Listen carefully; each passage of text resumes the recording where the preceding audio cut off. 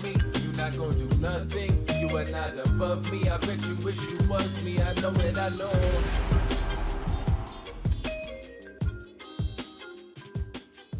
Good morning, good morning, good morning.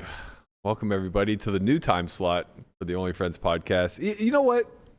I might just do this. I think I might just move it to 8 a.m. A little tortoise time, if you will. This is not tortoise time. This is fucking Connie's time. Tortoise gets up early, but he needs like 3 hours to wake up. Nah, I'm ready for this shit. This is my I move time. slow in the morning. No, I love this shit. You've been up for 10 hours, probably. Nah, I got I've been up for about 5.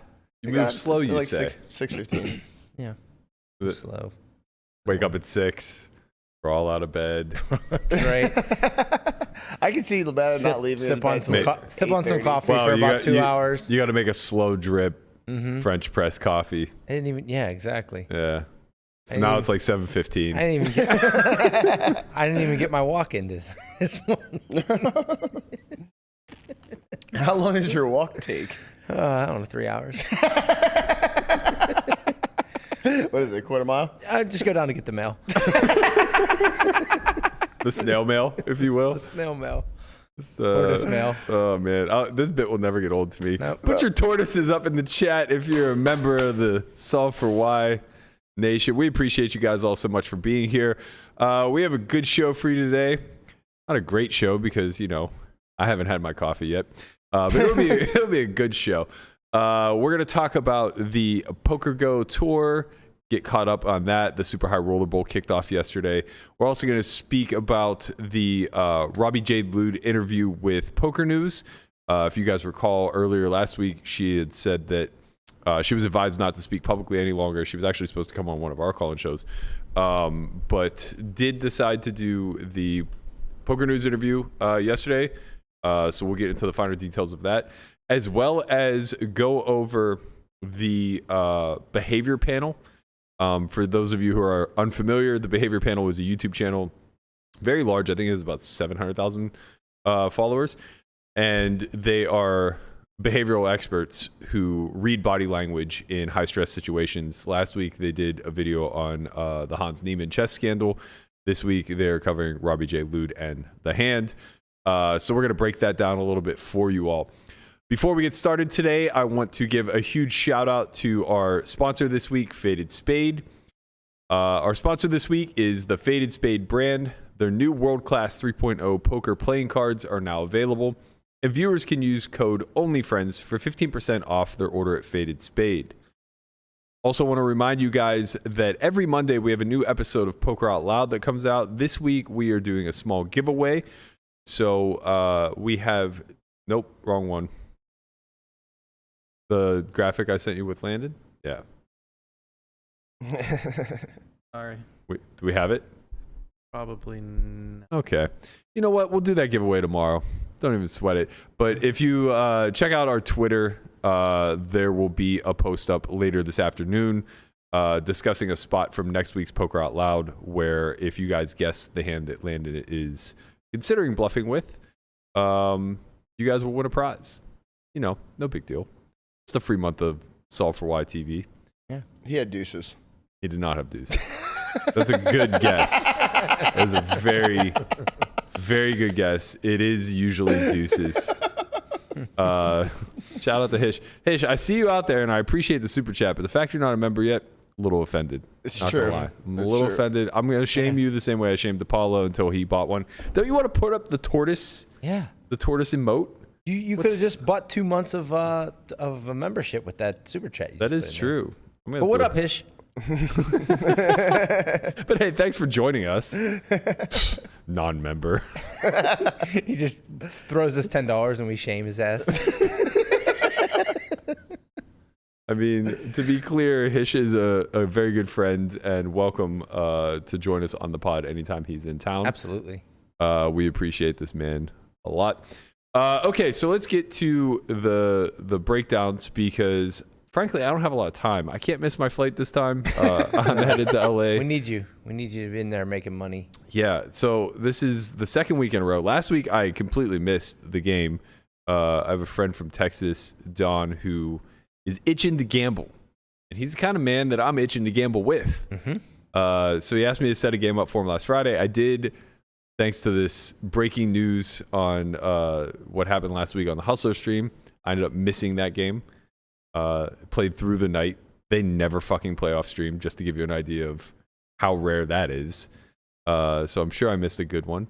That's sad. He's back in town now. So we're going to play today and tomorrow on Live at the Bike. And then possibly next Monday with Polk. This hasn't been announced yet, so I'm not sure if it's actually happening or not. But Breaking news. That has been in the works. We'll see. Jeffrey Goodman says, let me know where I can contact you, RE Lodge Cheating. Well, I don't know how to respond to that. I don't want to just start throwing. You can DM me on any social, man. My DMs are open, sir. At the moment, I'm fucking free for conspiracy theories, so you can email me at conradsimpson@softwareyacademy.com. Thank you. Wow, I can't believe you just put that out there. He is about to get so many dicks. Oh, man. No, don't put that out there. So What the fuck is wrong with you? I put my email address in the chat and I got nothing outrageous. You know, I just got like normal conspiracy theories. The amount of dicks you're about to receive. If anybody sends me a dick, I'm going to let you know I will find you and I will kill you. Okay? I'm just letting you know now. Theoretically speaking. Yeah. No, seriously. I think you can say that. Oh, you can. Just, You just people start turning up dead. Somebody's all of a sudden a suspect. PokerGo Tour is kicking off the Super High Roller Bowl yesterday. They had 24 players show up, creating a prize pool of, hold on, let me do a little math, $6.8 million. Nope, that's not even right. 7.2? 7.2. 7.2 sounds right. 24 times 3. Yeah. So 7.2 in the prize pool. 14 remain of the 24. My man Lucky Chewy's in there. Chewy, He's still let's in the go. mix. He's still in the mix. Look, 10 people busted. Look at Chewy stacking his 500K. I go, that seems like 1.5 starting stacks. That's probably okay, but like, you know, half the field's gone, whatever. And then I look, that's 100 fucking big blinds. That's a lot. D-Nags is chip leading with like 330 bigs. Mm-hmm. You're playing some deep stack poker. Yeah, this is not the high roller structure that I'm accustomed to. No. So 3.2 up top, give or take. 4 people pay, so there's still a lot of the field to whittle down. I believe they resume play today at 1 p.m. D-Nags, as I mentioned, is coming back as the chip leader. And part of that has to do with a little poker justice. You feel that tractor beam, that lure, wanting to be out there as we see Kenney picking up the aces? Well, hold that thought. I mean, BK here with the aces. But just the short answer is no. Of course, I love playing, but I love being in here with you too, pal. I mean, you know, collect the ideas for a few days and just observe the proceedings. It's a nice way to spend an afternoon. Badsy Akuski was with a pretty one next door. Low jack, hijack here. He's just gone. Note the proceedings, collect the ideas. Orpin and Chidwick out. On the topic of those ideas, how much variance do you see? Negreanu's going to defend here with the pocket threes in terms of ideologies out there. Check. Top set against a wheel draw here. We'll get to the question momentarily. In the meantime, one would presume we're going to see some added streets as Kenney flings 5K out there. Looks like Daniel toying with raise, comes with call. Seemingly prudent. Neither player with a spade, and the 3 of spades is very bad news for Daniel. Perhaps some relief given that it does present flush and straights on the board, but he comes out swinging. And to be fair, this is not exactly a great card for Kenney.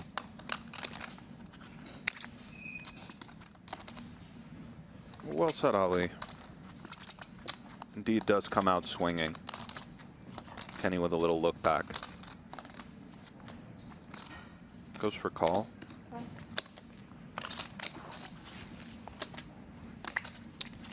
Oh my God. Quad threes, runner, runner. This is a 990 to 1 shot. Oh man. Unbelievably improbable. Oof. And that's going to be it for Sensei Kenney. Yes. Granted, quads and a straight flush are available, but we have aces full, Nick. You know, let's see. Indeed, it does appear to be the end for Sensei Kenney, but let us just observe what a run out this is. Ali, as you said, 990 to 1, some odd. 10 seconds. Are there worlds in which, given how deep they are, and granted it's a touch premature, we know the raise is inbound from Kenney. They're not that deep, though. It's only 110 BVs to start. Listen, you mentioned the straight flush as well. After the ensuing rejam, I don't think Bryn is going to love it. So there are possibly worlds where you rise up and just say, is he really doing this with a hand worse than aces full? But only 97,000 back, though. I think this one is just a wrap for Bryn. My goodness. Start the bus. All in. Raise, all in. And you see Bryn, he has the aces full. And isn't snap calling because he recognizes it's the third nuts. I guess I have the third nut. Oh, there you go, Ali.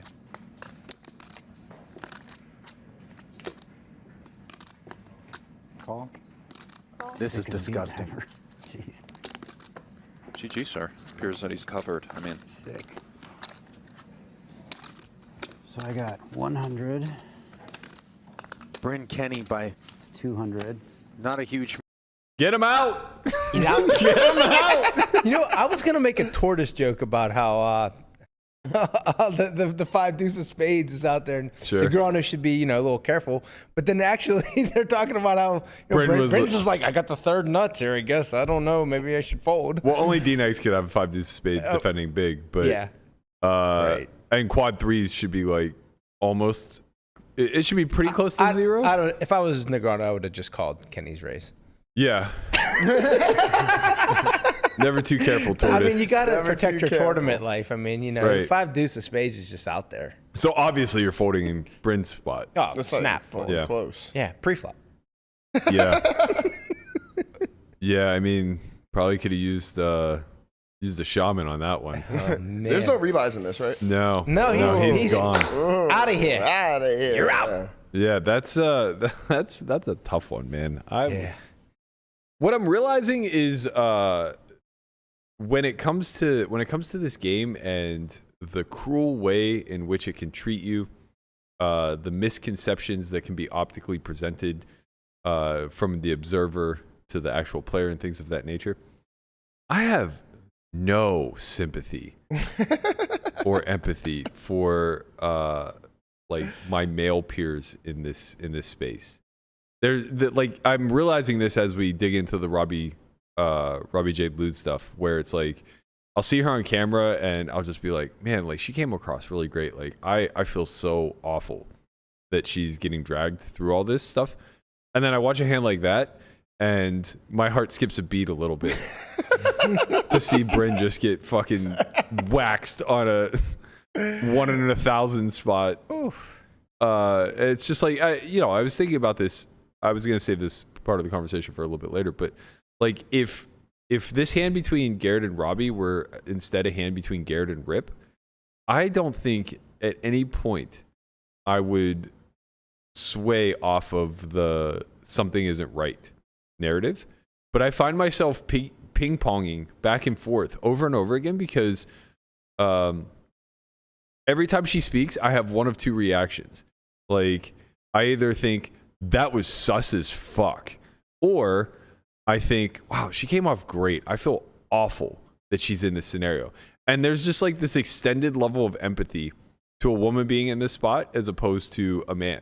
And it's like, I assume that from what I've seen anyway, her and Rip are probably equal caliber when it comes to ability in this game. Mm-hmm. And I just know for a fact that if roles were reversed, we would just have the pitchforks out if this were Rip versus Garrett. Like, no way. No fucking way. Garrett gets torn down. No fucking way. Right. There's just no shot in hell that people would be crucifying Garrett if it were Rip on the other side of this hand. They would just be like, I don't know what happened, but I trust this man. I trust this man to have made a good decision in saying that this other man is cheating.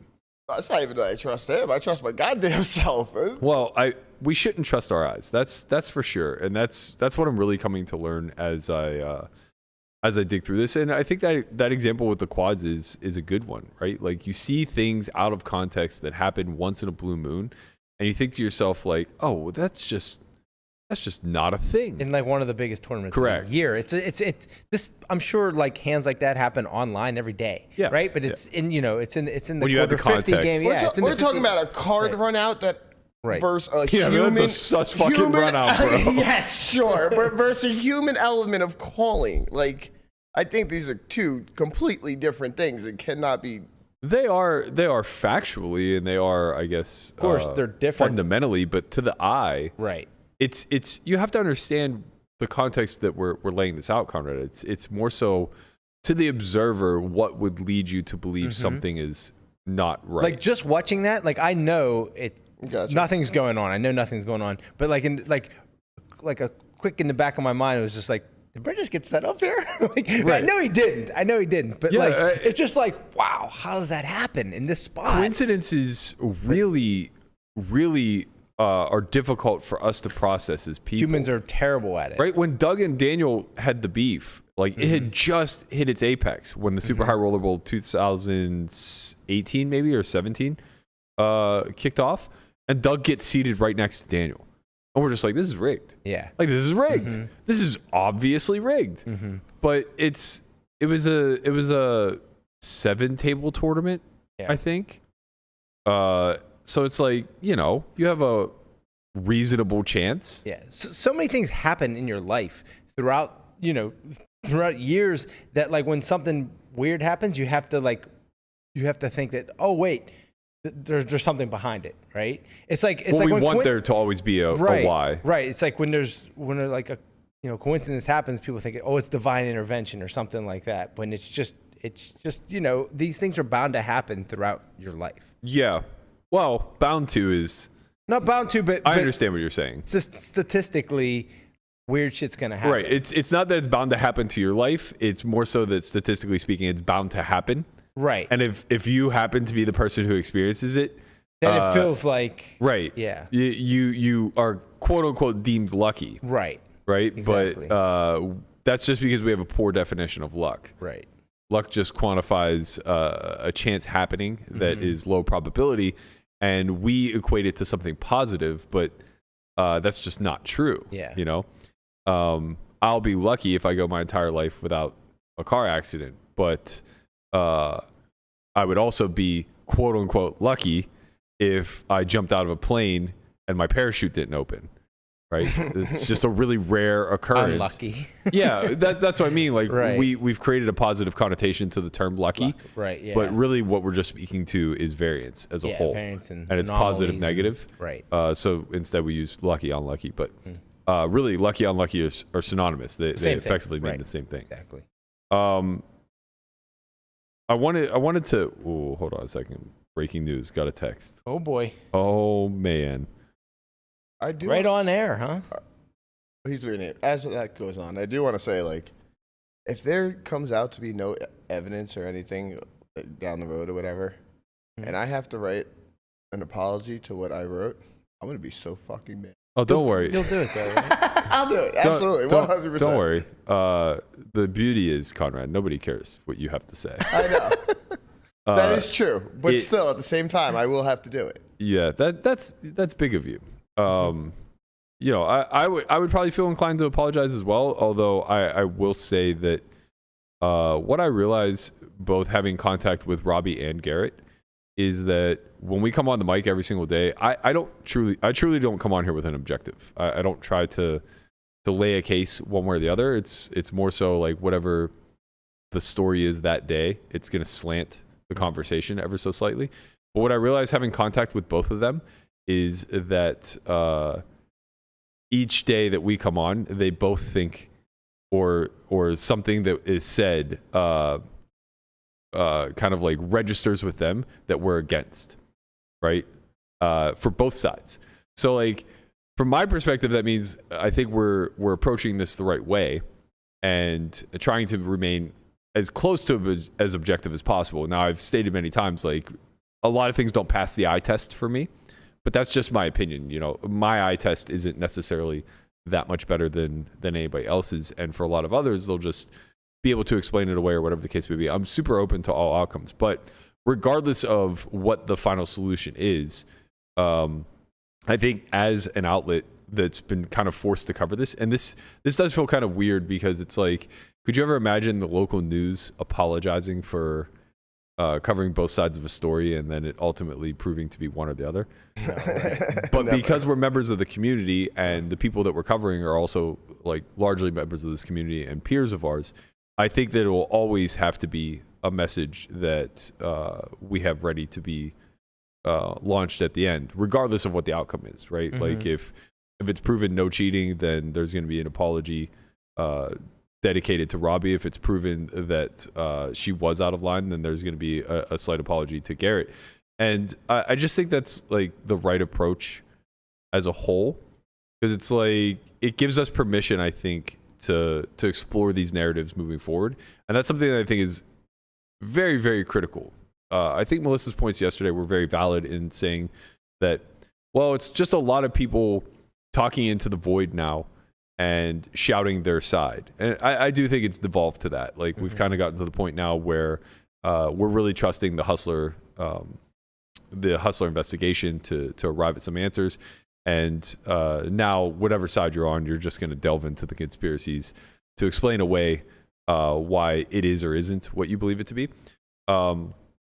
But I think the conversation being aired out publicly, though very bad for both parties involved, is very good for the overall community, right? A lot of good will come from this, in my opinion. I think protocols will get stricter on live streams. I think the back-end securities will increase. I know just from my perspective alone, it's greatly strengthened my relationship with these operators who are utilizing streams, be it the houses themselves, the manufacturers such as Andrew Milner at PokerGFX, Manit at I can't remember the name of his product, but RF. Yeah, that's why I didn't RF say Labs? it. I think so. Don't worry, I'm here for you. Yeah, but I was on the same page, but I wasn't positive, so I didn't want to throw it out there. That's why I'm here for you. I appreciate that. So yeah, like that's just, I'm one of one, right? Like, so the community as a whole, like I imagine moving forward, these strides are going to be significant. And more importantly, like, it's allowed us to start to impart a little bit of grace with this stuff, though there is this whole undercurrent of misogyny when it comes to discussing this conversation. And we saw a lot of it in the general populace that have no knowledge of poker whatsoever talking about it. There's been like two camps, and in my opinion, like, they're both heavily biased one way or the other. There's whatever, I don't want to get into it, but like the feminist Twitter that was basically calling Garrett a crybaby, and then there's the whole other side of bros that are just like defending or whatever.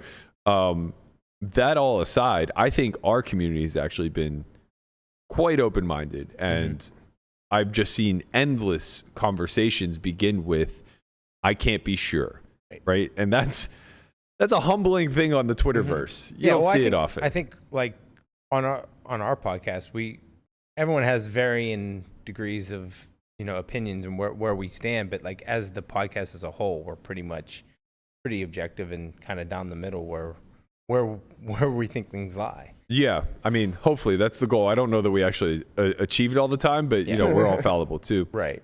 That kind of brings me into a post that Melanie Weisner wrote a couple of days ago. I just saw it yesterday and I happened to retweet it, but I thought she did a great job, not necessarily making a case. I mean, don't get me wrong. I think she does a great job making a case for innocence. But I also just think that this thread as a whole applies to the rhetoric around the conversation as far as like probabilistic thinking goes.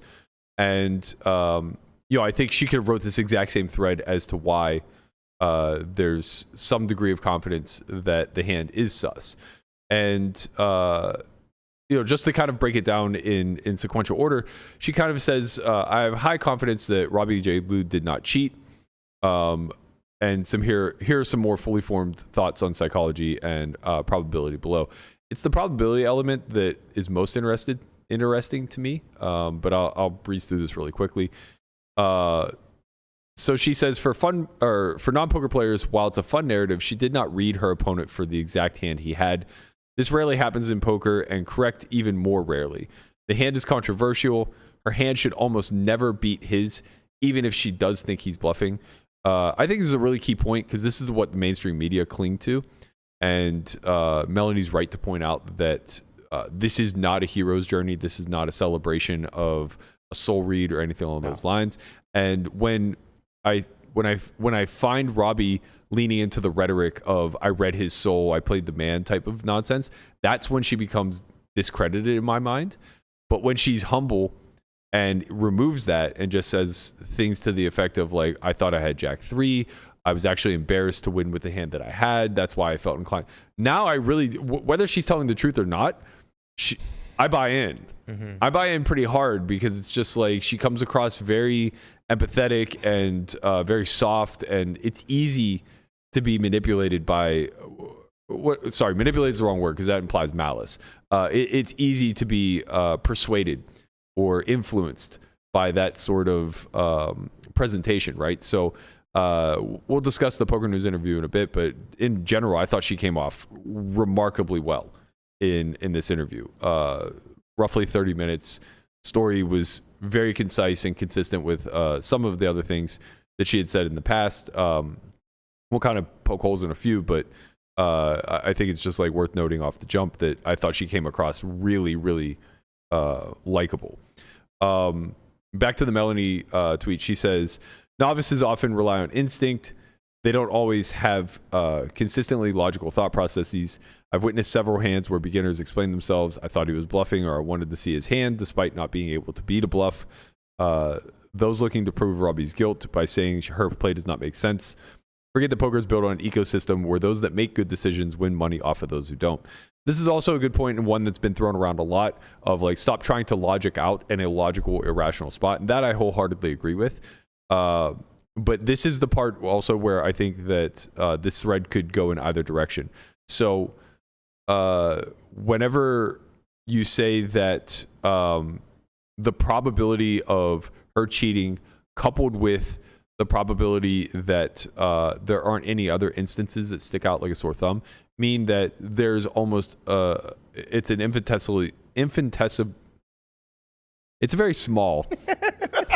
I wasn't even laughing at you. It was just really bad timing right there. No, it's fine because you had every right to laugh at me. I'm literally looking at the word and still can't pronounce it. So I deserve to get clowned on for this one. But yeah, it's an incredibly small likelihood of cheating, just combining those outcomes together. But you can go the other way and say this hand is such a red flag by comparison to all other hands that not only she played, but anyone in the world has ever played. And you can find almost no other instances of a hand like this occurring. That outlier in and of itself is it increases the probability of some form of cheating to go through the roof. And that's why I think like the two narratives that are gaining the most traction are either she misread her hand and had Jack 3, or she solely cheated this exact hand, right? And I think that's important. I think Melanie does a great job of outlining why she believes it was the former. And more importantly, I think she speaks to math terms where she says, with that in mind, there's the question of choice to use flip equity, value hand to her powers. While this does add an element to the whole accusation, it's important to remember stupidity is exactly what gets people caught. I think that this is a flimsy argument. This kind of contradicts the don't apply logic or rationality to an irrational situation. You can't suddenly say then like you have to imply intelligence to a scenario where like you don't have to be intelligent to necessarily cheat. So I think this contradicts a little bit. But I think her overall statement of the probability that this hand is a one-off cheating scenario, coupled with the fact that she knows either the outcomes of the cards or the whole cards of her opposition, make this incredibly small. And I think that's a relatively fair statement. She then goes on into the psychology of, why is Robbi's story so inconsistent? Is this a smoking gun? And she basically dismisses that by saying, no, false confessions are documented. It's a documented extreme example of this phenomenon. And, we kind of mentioned this throughout the last week where we do see that you brought this up, Ryan, where you see this a lot in confessions when people are being interrogated and things of that nature. So, yeah, I agree. Like, my vantage point from the entire time this has been going on is to try to remove as much of the noise as possible. Forget about all of the rhetoric. Forget about the back and forth, the changing of demeanor from, not wanting to show the hand to dunking on Garrett after the fact. Forget about the fact that for an hour and a half or 2 hours, she was like kind of claiming the Jack 4 and then walked that back and said she thought she had Jack 3. Forget about all that because it's just kind of a distraction to the greater point at hand. What we actually have is just a one-off hand that is shockingly impossible and rare. And now we are at a point where we just have to decide, is it more probable that something malfunctioned in her brain or she misread her hand, whatever, like something on user error side led to this occurrence? Or is it more likely that she had privileged information on her opponent's hand? I truly don't know. I truly don't know. Conrad knows, but I don't know. Conrad knows. All I know is I have time. You do have all the time in the world. Keep digging, man. Keep I digging. have time. I'm going to use my time. Sure. Time bank. She used her time too.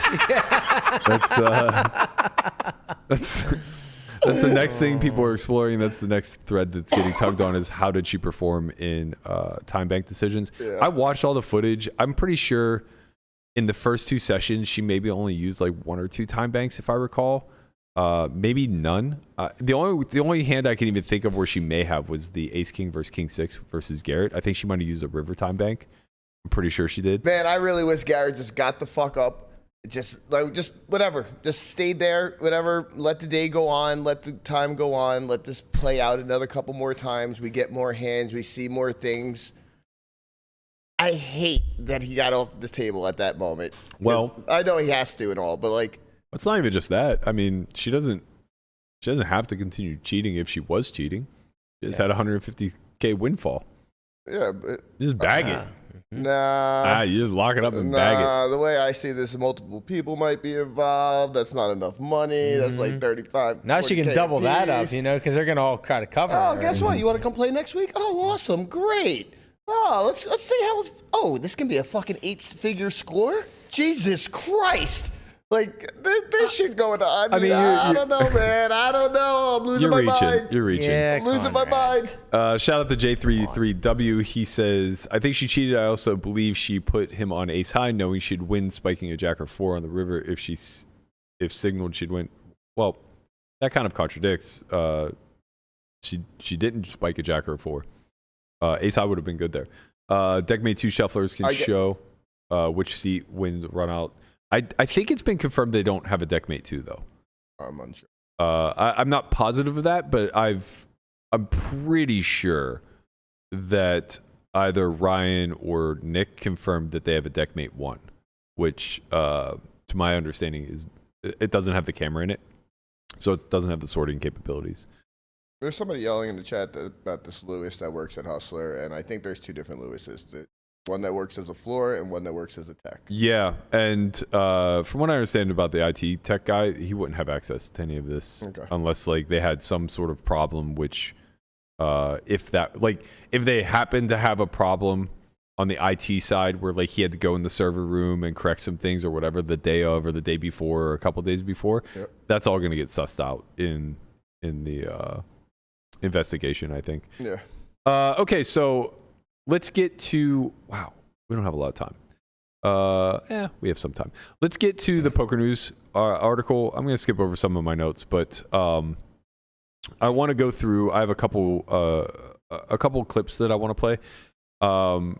So first and foremost, the article kicks off And Chad asked some really good questions. He asked a lot of the questions that we've all been asking, and honestly, like a lot of the same questions that Robbi has been asked throughout the last week anyway. But the first one that he asked that I thought was interesting was about Rip, and he wanted to talk about her relationship with him. She said that they met in private games, and that he stakes many undisclosed players. Off the jump, I was a little sus of this kind of exchange. I'm very tapped into the high stakes scene. I'm very tapped into the private game scene. I've had a couple very well-known private game players, fun players, reach out and tell me stories of their interactions with Robbi. None of them involve private gaming, and none of them seem to corroborate meeting either her or Rip in the private sector. The private sector seems off. They're not lawyers. But the private LA scene, let's call it that way. Everyone that I spoke to, their experience was with Robbi at the bike in like an open game. That's not to say that, you know, there aren't private games that I'm not privy to the information of. It just seems somebody like Rip would be someone that I would be quite familiar with through the private games, or public games, whatever. Like, you know, this guy's going to get a seat anywhere he goes. It's rare to just like keep a low profile whenever you're someone that they'll build a game around. But nevertheless, that's how they met, and he was interested in backing her. Chad asked a follow-up question that I don't recall off the top of my head right now. I think he kind of pressed a little bit on the how did you guys arrive at a staking deal type of thing. And the conversation kind of got rerouted a bit into Rip's reaction over Garrett paying back the money, which is understandable, because I think that's when it was exposed to the public that they obviously had a working relationship. We kind of all figured that out. She spoke a little bit about playing this high stakes with guys like Ivy and G-Man for the first time. And she kind of gave the textbook answer whenever it comes to money. Like, it doesn't matter if I'm playing 1, 2, or 200, 400. The game is the game. I play my game the way I should. And honestly, like, the answer makes a lot of sense if she's a seasoned vet, if she's very well studied, if she's theoretically sound. I haven't quite seen enough of her play to decide if it's possible that she's pretty theoretically sound. But it's a weird thing that's occurring, right? Because her best defense is that she is an amateur and made a mistake, a huge mistake in the biggest part of her life. But a lot of her interviews and discussions are kind of centered around like almost like protecting her ego whenever it comes around the skill set that she possesses in poker. It's clear to me that she very much wants to be seen as good. And that's fine, but if you're seeing, like, you have to kind of understand that if you want to be perceived as good, like very good, good enough to sit in that game, then you're more probable to have cheated. It's kind of that, like, no, if a good player had played this hand, if that's Andy on the other side, yeah, for sure, he's in poker jail. Right. Like, there is no fucking chance. Right. Because we know he would never play his hand that way. Yeah. Like, right. Unless he had knowledge, you know. Right. Right. It's just, you know, the easiest way to explain it is sometimes you get to the turn with a hand that only had a hope and a prayer, really had to turn perfect to even consider continuing another street. And when you miss, you have a very easy decision. Not like a most of the time decision, but just like a non-decision. It's just trivial. Especially when your opponent bets pot into you. Right. Right. It's like you wouldn't even have a decision. You truly would not have a decision if he had bet one big blind. Right. It's still a trivial fold. Right. Right. So it's like, if that's true, when facing pot on a paired board, we don't have another alternative. And that's, I think, the problem that we're all having. Click it back call. Sure. And here's the thing, here's the thing. I know the argument against pointing fingers at this hand is that, well, you shouldn't apply logic to an illogical spot, right? And that's fine. I won't apply logic to an illogical spot in the sense that I don't think clicking it back is ever a thing. I don't think it's good by any stretch of the imagination. And I think that to be true of even if she had a 3. However, I can accept that high pressure situations devolve into irrational action, right? I can totally accept that somebody would just spaz out, lose their fucking mind, and min raise Jack 4 or Jack 3 on the turn. Either or. I can accept that. I can accept that reality exists because I know mistakes are made and I know illogical things occur all the time that I have no explanation for. Right. What I can't accept is the response to a shove being call. I just can't get there. I just cannot. I mean, if it were Jack 3, I guess I could talk myself into it. Yeah. And that's the great divide. That's the great unknown that we are kind of operating off of. From this point forward, they start to talk about the hand a lot. And at this point, this is probably the only pushback that I'll have on the interview. Everything thereafter, I think she came off really well.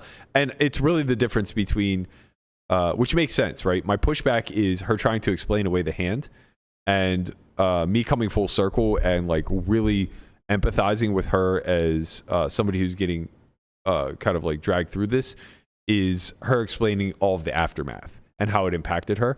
Like my heart goes out to her whenever that part comes out, and it's just like you totally forget about the fact that this wild fucking hand was just played on TV.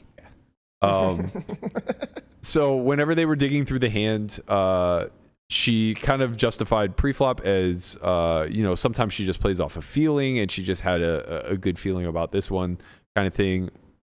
Flimsy, but okay, whatever. The flop was very standard. She basically said like, through to straight, through to flush, always going to be calling here in the spot. And I mostly agree, facing small bet.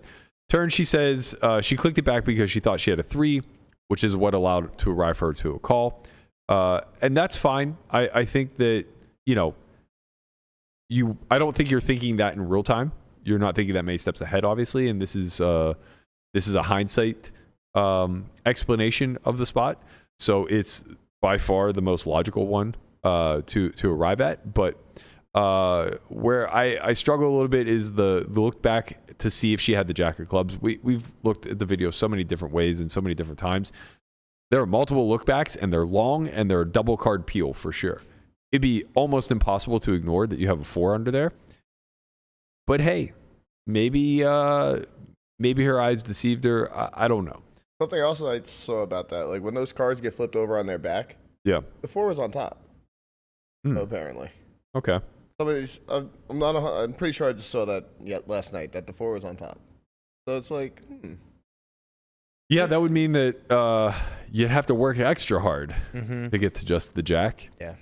At 14-10, Chad asked her, "Why did you call off then?" And I thought her I thought her explanation here was interesting. So that's gonna be the first timestamp that we pull up. Pause for a little bit and then end up calling off. What led you to decide to call off there? Multiple things were happening in my brain right then. One, I was like, he absolutely doesn't have it. He wouldn't be jamming. If he's sitting with, a 10 and a trip 10s, or if he's sitting with whatever, a set, if he's even sitting with top pair, I didn't see him jamming on me there. I saw him jamming with either ace high, which I was thinking because I thought I was holding a 3, or that was a very upper, like that was the best thing I was giving him right then, or a draw that was missed right after the flop. The other reason I also was like thinking like, one, he's done this to me before with like middle to low pair. And secondary to that as well was that, I was already $38,000 in. As you'll notice, I showed up to the table with $240,000 roughly. I put 140 to the side and 100 on the table. The reason that I did that, and I didn't play with my full stack at the table, is for incidences like this. If I came across an all-in situation, I'm in for $30-something thousand as it is. How much am I going to lose? I can make this go the whole way and hope for the very best. I still have 140 sitting next to me, and that's the reason I divided it. or I can just give up what's already in the pot right now. And I thought about it. I'm like, I just wasn't ready to give it up for this particular hand against him. So there was multiple things happening here. I was playing the man because I just knew that I just knew in my heart that he did not have it. I just freaking knew it. I just knew it. And that was number one. Number two is I'm thinking, even if he does have it, I'm going to run it twice, see what happens. And I mean, how much, and I hate to say it, I know the value of $1, but I was willing to take the risk with running it twice and seeing what happened ultimately at the end. And just risking the rest of my money because I had that second stack sitting next to me. And let me see, like, I think those are the things that I was ultimately thinking. I was already popped in my brain, and I had a bluff catcher, and I did not think he had it. So there's a few things to unpack there. First of all, she deduces that he's capped at ace high and ace high only, which is weird, but okay. I mean, again, I think that's hindsight talking. It's kind of crazy to just put somebody on ace high or worse in the moment there. But people do that all the time where they try to make believe that their hand is good because they want it to be good, and the counter is then to fill in the void of all the hands that they beat. Okay, so it's like okay, like let's go down that narrative. Where it starts to crumble for me is when she starts to explain away all the things that he can't have and why he wouldn't do that. And it's not even the hands that she chooses, it's the language that she chooses. Like this, again, this makes a great case for her not cheating as far as like being so amateurish that she can't even get the language right. But it greatly contradicts her wanting to puff her chest and claim talent at this game, right? So she claims that he couldn't even have top pair. It's 10-10-9. What would we ever refer to as top pair on this board? Right, Nobody would ever use that term, right? You would either specifically say a 9 or an overpair, but there is no top pair. Right. There's top trips. Right. And then she refers to saying like he can't have a 10 or even a set. And again, no, like this is such a common mistake that beginners will make in the language, where either they'll refer to trips as a set, or they'll refer to an underhouse or an overhouse as a set, right? Not recognizing that they have two very distinct different values, right? So if she's basically saying he couldn't have 9s or 3s, fine. But, almost anybody who's good at actually, literally everybody who's good at this game would say he wouldn't do this with a full house, because it's more descriptive. It embodies both combinations of the hands. Saying set there means, to me, it's reaching. It's just like reaching for terms. And again, I think that this strengthens the argument that she didn't cheat. I just think it discredits her desire to be viewed as some sort of like elite player. You can be really amateur-ish and still have the desire to be a great player and think you are, want to be. You know what I mean? I agree with you. Those things, both those things can exist. I agree that they can coexist. I just personally, if I were in a situation where I was being accused of cheating, I would set my ego aside. You put your hands up and say, okay, listen, I'm not very good. Right. I would certainly be setting my ego aside in that spot and leaning heavily into the fact that, like, oh, people believe me because they think I'm an amateur. Like, oh, God, I stink. Yeah. That type of stuff. But, like, I've just noticed so many inconsistencies in, we were streaming the other day, and I kept defending her in the spot by saying she was a novice. And then she texted Christian and said, I'm good at poker, you assholes. Yeah. And it's like, well, what the fuck are we doing then? If you're good at poker, then string it up. Like, this is cheating then. Like, no one good at poker makes these mistakes. Right. It's not possible. And it's saying that he can't have a 10 there, trying to say he can't have a 10 there. I'm like, he could obviously have a 10 there a lot, right? Sure. Of course. But can. Like, I don't even want to get into that because, it kind of is what it is. Yeah. So that coupled with the I had chips behind me, it makes no sense unless like she just literally never plays cash games and she's thinking about this as a tournament with like a re-entry or rebuy type of thing. But now that refutes the notion that her and Rip met in private games. I mean, maybe she was at a private game one time and they met. That's a different kind of context. But yeah, there's like no world in which somebody who plays cash games regularly would ever not solely be focused on the EV of the decision that they're about to make and say like, oh, well, if I'm wrong here, I have another 150 behind me. It's like, well, no, you're down 100,000. Like it doesn't just wipe itself clean. I think I thought when I watched that, I took it as she can remain in the game. Right? She gets like, it's not like this is like, if she loses this, she has to go home. She can like, you know, continue to play because she has money behind. That's how I took that. Sure, I understand that, but the question that was being asked was, why did you invest more money into this pot? Right? So remaining in the game is obviously worth something, but again, what you're describing is simply a tournament mindset of, well, if I call and I'm wrong, I don't have to go home. I could just reload and sit again and try to make those chips back. You never had that, like you said, when you play differently when you have case money on the table as opposed to when you don't, right? So it's like if you know you have but I don't pass on plus EV decisions. I know, but like that's my point. Is like I pass on neutral decisions. So this decision isn't neutral. So like we're really just debating of like how much negative EV or how negative EV of a decision are you willing to make because you have money behind. Right. And that to me, everything like the explanation falls apart. I'm not saying that it but she's not thinking in terms of EV. I mean, probably not, but that's the whole point I'm trying to make is that this discredits the notion that she's been playing private cash games for a year. Right. And it also contradicts a lot of the other things she said. Like Faraz even said that when it comes to coaching, all of their coaching was centered around WSOP tournaments. And then right before this big game, they had like a crash course session.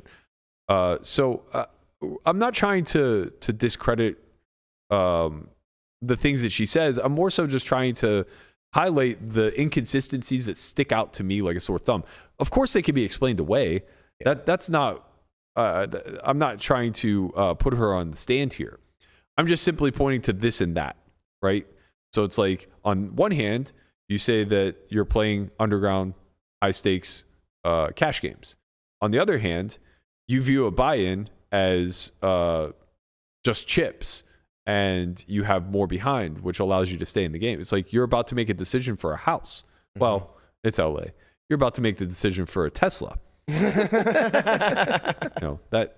That seems important, and maybe it's not. Maybe she's just that wealthy, but I got to tell you, I've at my peak wealth, 100,000's always been 100,000. It's a lot. And if you 10x my peak wealth, I still think 100,000 would feel like 100,000.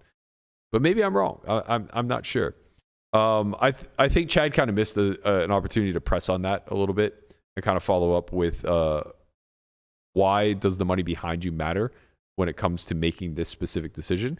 And I wish he would have pressed on that because it just wasn't consistent rhetoric with somebody who really fully understands the gravity of the situation.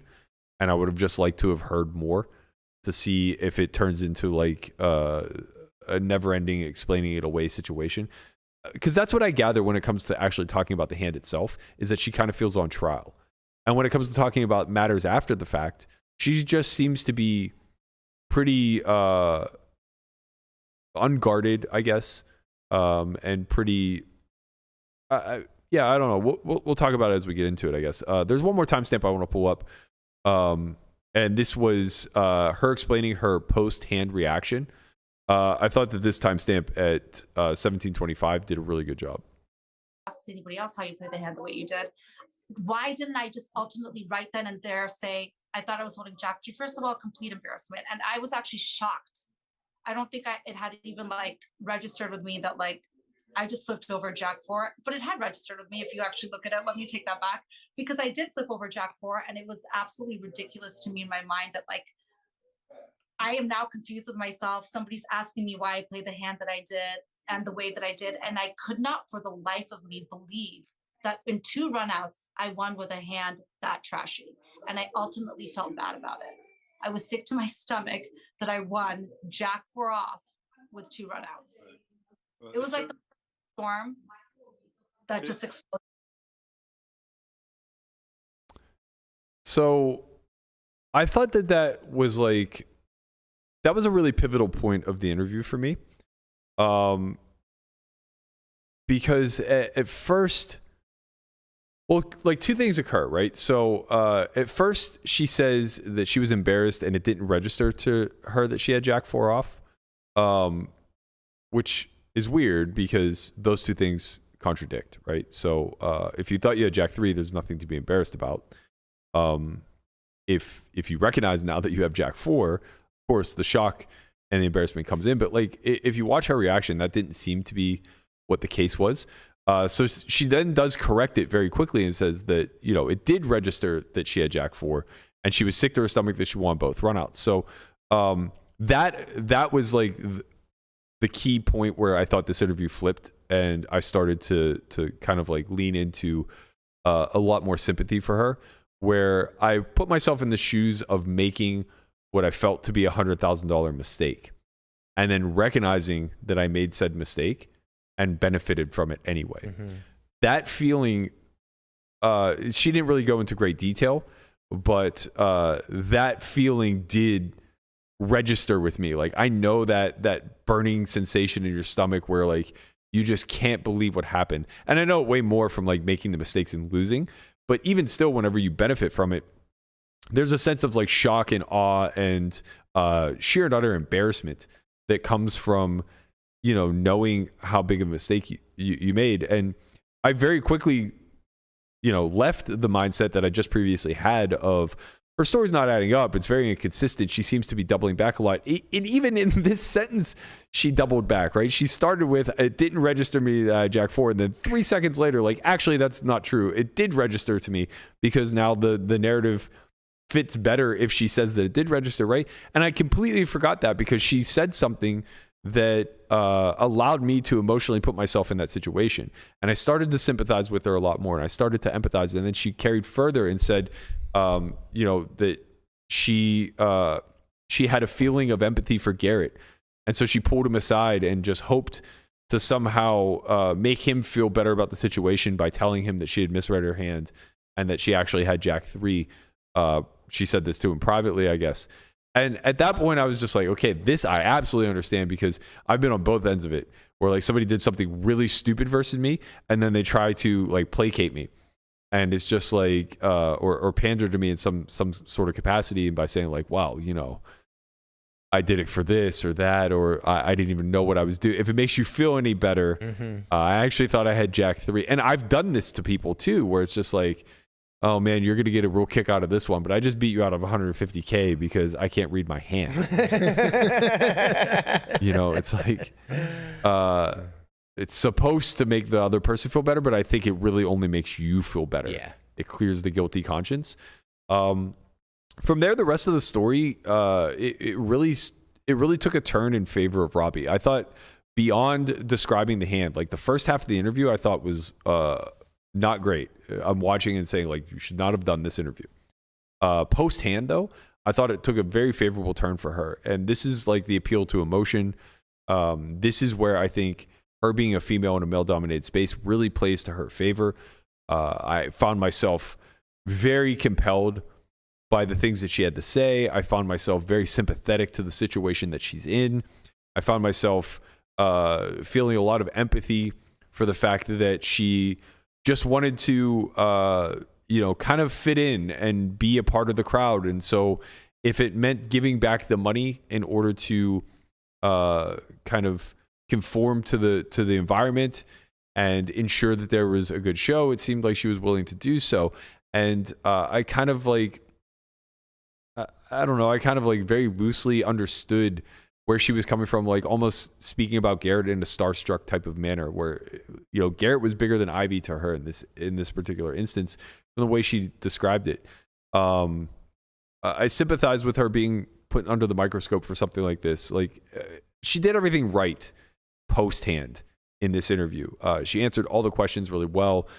it seemed like, I don't want to say to the point of rehearsed because that's not the way she speaks for sure. But it seems like she's gotten very accustomed to answering this line of questioning. I was very shocked at the final 2 points, which were, one, the heads up is still on. Her and Garrett are going to battle, I guess. Which now, like, What the fuck? I don't understand. It's like you are your best defense is that you're incompetent at poker, and now you want to take on one of the best live players in the world and play him heads up at what I assume would have to be high enough stakes for him to care. 200, 400, 100K buy-in, maybe something. Maybe she's getting free rolled in it. What does she care? Possibly. And then the second thing was, I actually thought whether this was truthful or not, like I thought it was a really good take because it definitely sells to me that she is financially set. She said she hopes to recover the money and then just split it with Garrett to donate to their to each of their favorite charities. So, and on top of that, she said she owes Rip the 135K, which stuck out a little strange to me. That's not how backing arrangements work. Right, not at all. If anything, he should get Half. Yeah. At most half. At most half. And not even that. Right. Like that would be very gracious, I would think. Although I guess, he does have a case of like, well, you just gave away all of our profits. Yeah. And not all, Right. but on the other side of the Like if she had tipped a masseuse 135K, she's gonna, he's gonna be, Ivy's gonna look at him and go, "Yo, Rip, I got 5." No, I mean, if you put yourself in Rip's shoes, you're backing somebody, and then this hand happens, and they're like, and they feel bad about it, like, oh man, I made a mistake, and I feel bad about it, and just give the money back to the guy you beat. You'd be like, what the fuck? Well, right? she kind of keeps saying the fact that Rip has so much money, X, Y, and Z. If he really did have so much money, why would you ask? Why would you say she owes you? Well, I mean, this? I think it would just more so be, I think it would just be more so cause to terminate the backing relationship. Yeah. Rather than anything else. Yeah. She also said he had never lost backing her, and that to me weakened her side a little bit. Like that made me think she doesn't understand how poker works. Yeah. Somebody just told Backers me lose all the time. Somebody just told me that they were playing short-handed 10, 20, 40 at Bellagio, Rip and her. Mm-hmm. I doubt she won in that fucking game. That's one of the toughest games in fucking. Well, 3-handed if it's her. Rip. Short-handed. Okay. So I'm not sure about 3-handed, but like that's a tough game. Yeah. Maybe that's what she meant by. Well, the game's not private, but maybe that's where she met Rip. That seems reasonable. Maybe. Hold on. Sorry. We have a TSA. A TSA? This is not a CSA. Wait, This is a TSA. Tortoise, can you please read this? A TSA? This is a TSA. Tortoise, please read this. Oh, okay. David Pete tweeted. Viffer. Yeah, Viffer. Yeah. Who's cheated the poker community out of more money? Jack 4 or Ellen Kessler selling pieces at markup? No, don't diss my man Kessler like that. Don't come for the tortoise. That's all we got to say. Don't diss my man Cordes. we here No, for you. listen. Kessler and I, he's fine. He followed me on Twitter. I saw that. Right? He said he didn't know who I was, which is fine. Hey, big timed you first. You know what? I followed him back. Oh, okay? that was I followed him very back. generous of you. Listen. This is why I fucking did the TSA. Yeah. Hellmuth unblocked me. Right. Hellmuth, I'm petty. I'm petty as fuck. Hellmuth unblocked me. Snap blocked him. Yeah. I bury hatchets, but I keep maps of where I put them. I can't believe it. Insta block. Oh, I can see Phil's tweets again. Fuck you. You're out. Hashtag positivity. Hashtag positivity, baby. Now I actually have to go block him so that I don't look like a liar. Sorry, Phil. You're victim to the joke at this point. That's funny. All right. We have like a half hour left before I got to roll. We don't have a half hour left. You don't know how time works. No, I do. God damn it. Do you really know? Do you really want to miss your flight to LA? We have like at most 15 minutes. No, it's 10:25. Okay. Yeah, Well, you have to drive to the airport. 15 minutes. There could be traffic. Well, there could be a tortoise. wreck. I'm just saying. Tortoise. Right. We want to see you out in those streets, getting your ass patted down before you sit down at the table. Okay. All right. We have 20 minutes. My apologies. Yeah, all in all, I thought Robbi came off really well in the interview. I think she was incredibly likable, very authentic, at least towards the latter half. Far more put together than in previous interviews. So it makes sense that she took an extended period of time where she didn't speak and then seems to have come back a lot more polished. Yesterday also, and this was a new channel for me. I had never experienced it before, but I believe Melissa was saying that she follows them. The behavior panel on YouTube did a breakdown of the body language of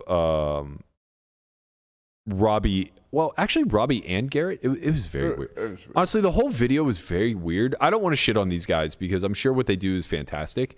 But 90 minutes was a chore to get through, to say the least. And Congratulations on getting through it. I watched it at 2x speed. I did too. It was still a chore at 3 a.m. But I like the process that they went through. It really does speak to a lot of like what I tried to build out whenever I'm looking for tells and things of that nature. So they kicked off the video, and to set it up, it's a panel of 4 behavior experts. One, I believe, has a background in interrogation and in the military. The other 3 had varying degrees of expertise in psychology and human behavior. So they set it up by setting a baseline, and they watch an interview of Robbi and Faraz doing on or interacting on a podcast. I want to cut to minute 2:35, 350 to kind of set this up. Guapo? I've got one unusual thing here when she says practicing for an exam. I think the word is studying, and practicing might suggest something else. Interesting use of words. And she says that's what it feels like. There's the single shoulder shrug and that's what it feels like. Single shoulder shrug. The only one we see in this clip at all, I think, and it suggests that she lacks confidence in her statement. But if she's describing how it feels to play the game, this becomes a very strange signal to receive here. But overall, as if this is a baseline, words are smooth and flowing. Her cadence is predictable. And her accessing, which is where we look to access information. Greg talks about this a lot. Anytime you're trying to access or find a piece of information in your head, your eyes are going to move somewhere. And typically on her right side. So she looks to her right to access most information.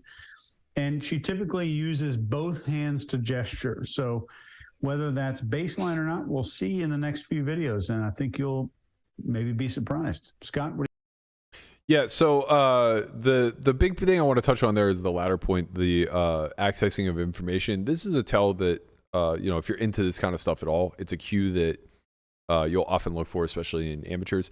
And the general thesis is that looking to the right is trying to access truth, looking to the left is trying to access lies.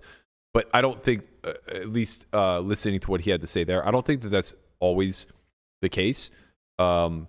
For different people, it's probably different things. I don't know if it matters if you're left or right-handed. It's probably just, it's probably individually different. And also, it's probably not always so distinct. Like, it's not always that you're shooting a glance one way or the other. But to some degree, this could be something that we can go back and kind of comb through. If that is at all accurate, we can kind of look through a lot of these tougher decisions where we think something sus might be going on. Where are her eyes darting to? We did see that there were a lot of glances getting thrown all throughout the table and the casino floor, things of that nature. So I just thought that was really critical because this notion of baselining somebody's behavioral patterns is one that's very critical if you're interested in picking up on poker tells at all. It's useless to you to arrive at a big decision and then start looking at the person if you haven't been paying attention at all prior, right?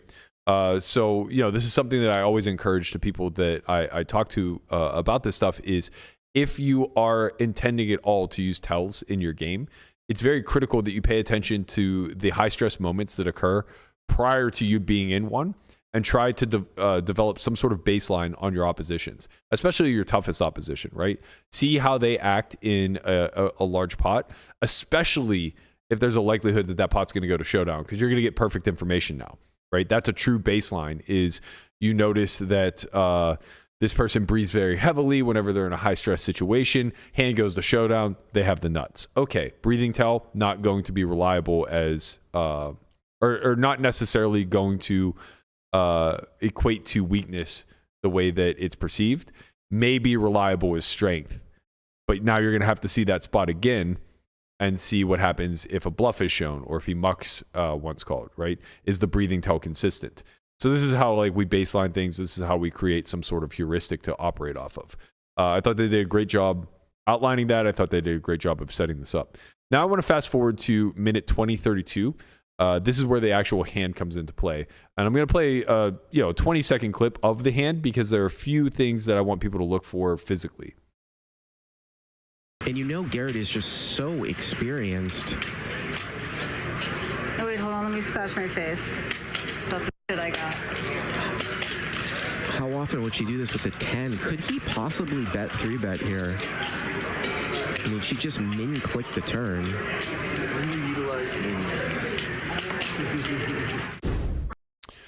Okay, so what I wanted everybody to see there and what I was most interested in them discussing, which actually was a huge disappointment when they finally got around to it, was her behavior after min raising, right? And that's what you guys just saw there. So the action went Garrett bet 10K, she clicked it back to 20K, and then her behavior becomes very odd.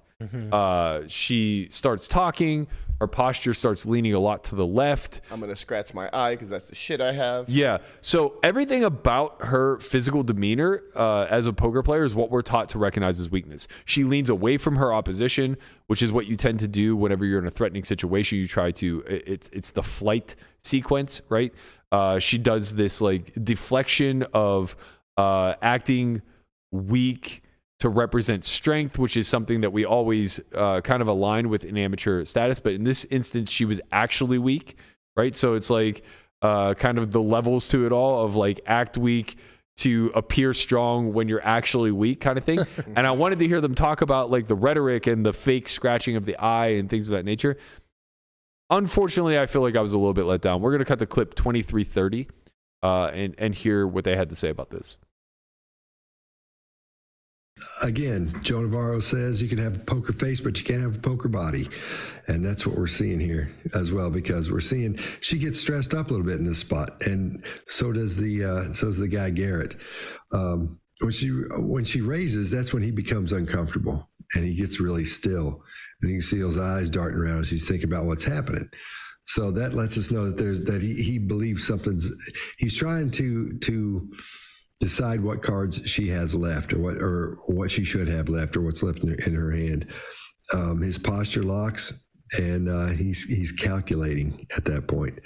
Then she protects her cards with both hands. So I think this is the first time we see this. It might be the only time we see her do the two-hand protection. Nobody else is doing it. Everybody else uses one. They just cover it with one hand, but she uses two.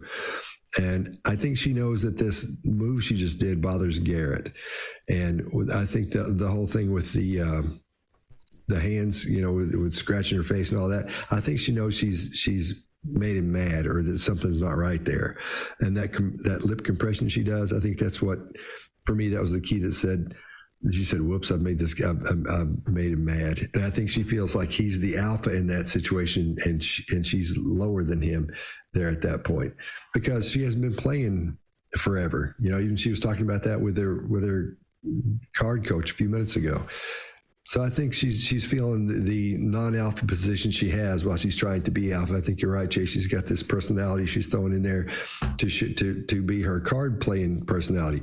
We use personalities when we go in to interrogate somebody. I don't go in goofing around talking to them. We're very different when we go in and do that. And people go, oh, you're so nice, or you're so this. How can you do that? And you're not like that at all when you do that. It's a completely different person you use.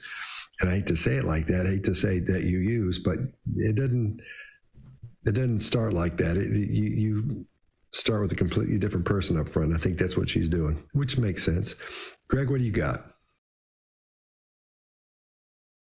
LaManna, what do you got? You're hearing that for the first time. Yeah, I don't know. When he said like that she made him mad, I don't know. Like, I don't know what they're really trying to say there. Like why would he be angry that he's getting raised? Maybe they're just using the wrong terminology when they're trying to decipher what's happening. So if I were a man to give the benefit of the doubt, which sometimes I am, sometimes I'm not. I was watching this at 3 a.m., so I was a lot more impatient then. Yeah. I'm going to try to make a case for that fucking nonsense that just came out of that guy's mouth. Okay? Did you see my face when I was like, what is happening here? Okay, first of all, word to the wise, and if I can give any advice to the behavior panel moving forward, stop mentioning Joe Navarro. He is a goddamn laughing stock in this community. Nobody thinks that this guy has any value to add in the poker space, and it's because he speaks the way you guys speak. It's meaningless and utterly nonsense, but I'm feeling gracious this morning. So I'm going to try to translate that word salad into something poker related. What I think he's trying to say is that she recognizes that she's out on a limb and is trying to cover the fact that she's weak. So he keeps mentioning the alpha beta relationship and that she's in a position of somewhat not subordinates, but in a weaker, more vulnerable position than Garrett in this instance, which does not align with her actions. She's the one taking the aggressive action, right? So I think what he's trying to say is that there's an inconsistency between the action that she's taking and her body language. And to that, I would agree. She's acting, as I mentioned, this is my issue with them being body language experts or whatever the case may be. He didn't explain anything. He didn't explain what any of he didn't mention her leaning away. He didn't mention like much going on in the physical tell realm, anything to look for as the viewer. Like, what was I supposed to look at that you are now giving me your expertise on? He just spoke generally to her overall posture and kept saying that like, oh, it's clear that she made him mad, and now she's trying to diffuse the situation. And okay, that came off very poorly in the amount of words that it took you to explain that. But from a psychological standpoint, again, I'm feeling gracious today, so I'm going to make his case for him. From a psychological standpoint, that is a thing. And that's also like a lot of the rhetoric that's surrounding her giving back the money, right? Is this notion that the more feminine energy is one that is accustomed to diffusing conflict and willing to kind of bend, not break, in order to reach a resolve, right? So in this particular instance, she takes a very aggressive action, and when he responds kind of cold and distant and staring into her soul, basically, it makes her uncomfortable. And sorry, I'm projecting, and I don't mean to, because I'm trying to just defend this guy who's kind of talking utter nonsense. So I want to add a qualifier here, but in his perception or his theory, it then creates this sort of fight or flight response where her reaction is to diffuse whatever it is that he's trying to pick up on. And so she's trying to act stronger. She's trying to act more natural, and it's coming off a lot weaker and things of that nature. As a whole, very disappointed in the rhetoric around that interaction, because that was the crux of the hand, right? What happens after he shoves is almost meaningless. What happens after the hand is over is utterly meaningless unless you're using it to decipher if she's cheating or not. But I get the feeling that wasn't exactly what the purpose of this video was to be, in spite of them ultimately arriving at a conclusion. He also mentioned that she keeps two cards on her hand, or on two hands on her cards, not one like everybody else, and that doesn't mention anything about what that means. Yeah. To us, that's generally indicative of strength, of something that you want to protect. Yes, exactly. Yes. That doesn't mean that it doesn't mean it's super consistent. It just means that like that's the general takeaway that we are taught to receive that as. Whatever. I'm the Joe Navarro thing. Like he probably mentioned Joe Navarro a dozen times. Not just him, like the whole panel just kept bringing up Joe Navarro. It's like, man, if this is your savior, we are in trouble. How do you have 1 million followers? So the bulk of the show was spent basically dissecting her body language after the fact, after the hand had concluded. And I guess I can understand that from the sense of trying to interpret how likely the actual hand itself was to be organic versus manufactured and potentially cheated. But they added absolutely no context. It continued down that path of her and Garrett effectively having like a nonverbal and a verbal relationship that had like a lot of subtext to it, and they were just trying to fill in the subtext via body language. It doesn't take an expert to realize like Garrett's off, like he's upset. Like anybody could look at that situation and arrive at that conclusion. They spent an hour talking about that. And anybody could look at that situation and recognize that Robbi is in a state of fight or flight. And whether that's a byproduct of just having won the biggest pot in her life or a byproduct of having cheated in the biggest pot of her life doesn't make a difference. It's still just going to be a response of fight or flight. I truly didn't mean for this to come off as like a review so critical of them. But, you know, it's our job to kind of suss out lying and detect bullshit whenever we can. And this whole video just stunk to high heaven. It's like, you know, I'm a huge fan of John Oliver. I watch Last Week Tonight every week that it's on. But one week he did an episode on DFS. And he was so off the mark on just about everything that it called into question in my head now every single episode that he ever did prior where I didn't have expert knowledge on the thing that he was talking about. Yeah. And that's kind of like what it was like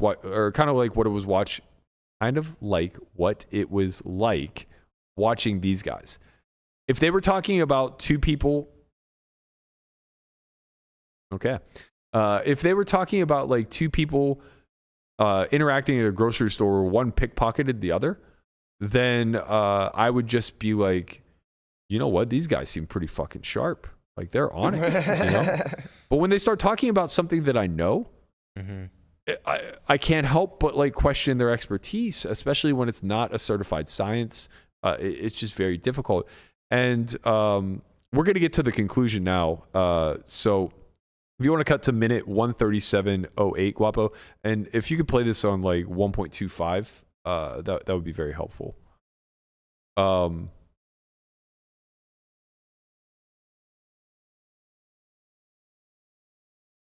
It's the gear. You got it. A minute or less. Mark, you want to go first? Yeah, just a great example of somebody who doesn't necessarily not play by the rules, but play by the established statistics of how you should, you know, get resource and lose resource. And so you get an outlier situation and people explode around it and get upset. And some people, you know, spit the dummy out their pram. Chase, what do you think? Oh, that's so close. Thank God Zoom has this little warning that pops up now. Yep. All right, you want to do that again? Chase, I'm 100% sure Scott's going to edit this out. So let me go back.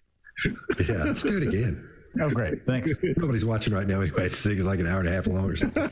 What a friend. Thank you. So I agree with you guys completely. That is what we're seeing here. I think we saw a lesser person and a greater person. And Robbi, if you're watching, send us an email. We will all four coach you. I'm volunteering these three guys. We didn't talk about this. Yeah, cool. We'll coach you on a Zoom call. For the top 4 behavior experts on planet Earth, we'll give you some coaching and we'll make it even more badass. And we'd love to do it. Greg? Yeah, so there's a lot of things that could be happening here. Could she be cheating? Sure. If she is, you guys need to be watching out because she's going to whip your ass in poker. Because if she can hide cheating that well, she can hide her tails like all hell. So, yeah, if you're watching, we are open to coaching you. But more importantly, this is a good example of paying attention to a baseline, to what somebody is normally like when they're talking to somebody they know. When somebody's under high stress, and then when they come out and talk about it, there's 3 different ways you get to watch this person and see how she reacts. Again, if this is hiding cheating, I'm impressed, and you guys are in trouble. Scott, what do you got? Yeah, I agree. I don't think she's cheating at all here. I think she played the game, and like Mark was talking about in the chess cheater thing, she's an outlier at this point. She came in, and like you said, Greg, coming in not having played for years and years and years and years professionally, did something nobody expected and won. Then we see this guy get all butthurt and coming and whining, and she totally one-ups him and puts him in his place, makes him look bad to guys, because where did he go? He ran off because he's embarrassed. Wouldn't you be too? If somebody that you thought you were so much better than beats you, and then you act like that, that's why he's not there, because of the way he acted.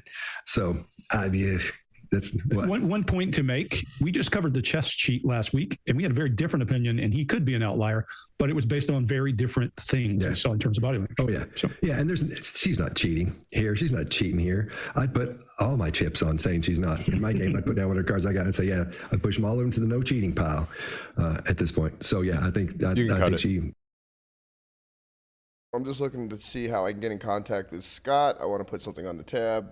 Oh my God, I would bet.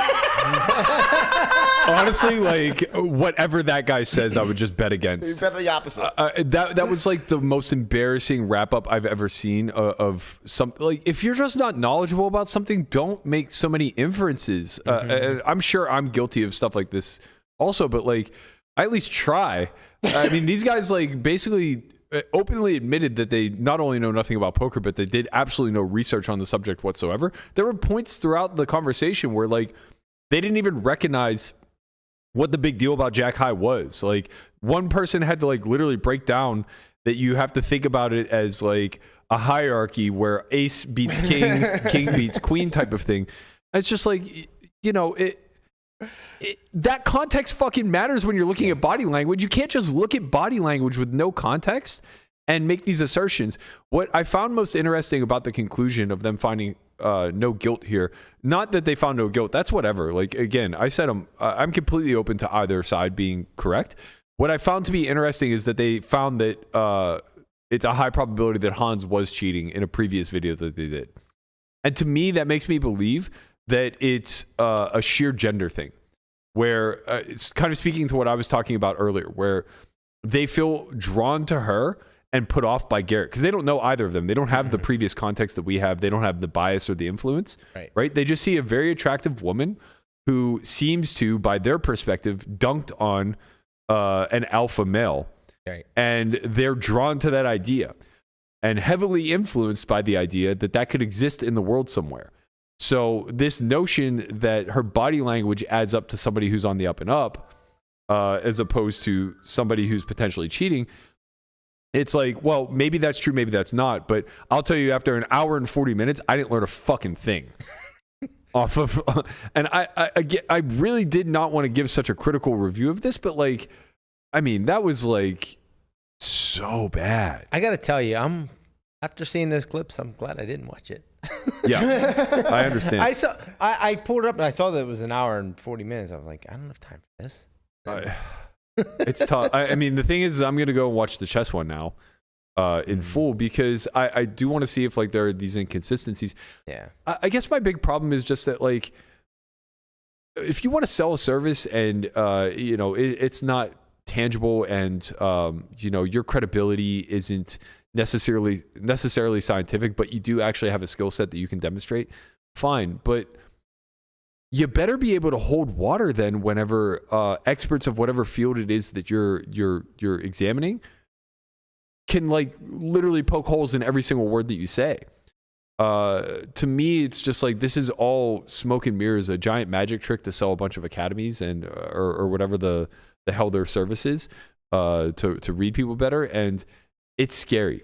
It's terrifying to me that this stuff exists. It reminds me of like, I don't know. I was going to say like pickup artistry and that whole community, but at least that's actual manipulation. At least that will get you results, you know? I say it jokingly, like it's not a good thing. It might not, be worse, actually. Yeah, well, I mean, it's worse for society, but like, at least there would be a tangible outcome. Like if you pay for a service, you can expect said outcome. Like they're at least competent at what they do. Like I would love, I'll tell you what, I would love to take theirs or Joe Navarro's fucking course on body language and just absolutely go in with an open mind. Only, I mean, I couldn't go in with an open mind. I'm obviously way too biased. But I would just maybe I would enjoy it to just challenge it. Yeah. Because I believe very wholeheartedly in physical tells and psychology and all these elements of the meta when it comes to poker. But my God, I don't believe any longer that there's actually experts in this field. Right. Or if they are, they're not on YouTube. So, that's for sure. Tell us how you really feel, Burke. I'm over it. I'm fucking over it. I know. Old man yells at clouds. All right, you got a flight to catch. I have a flight to catch. This is true. Yeah.